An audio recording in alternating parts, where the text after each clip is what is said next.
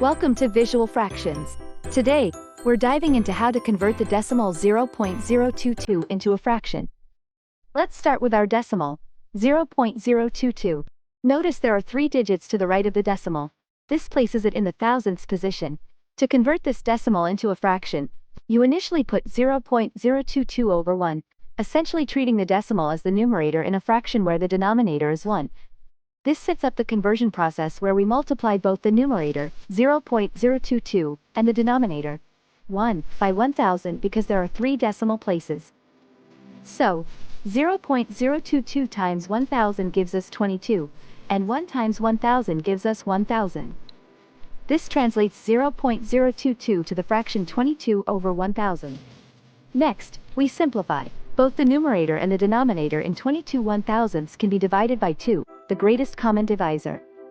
Divide 22 by 2 to get 11, and divide 1000 by 2 to get 500.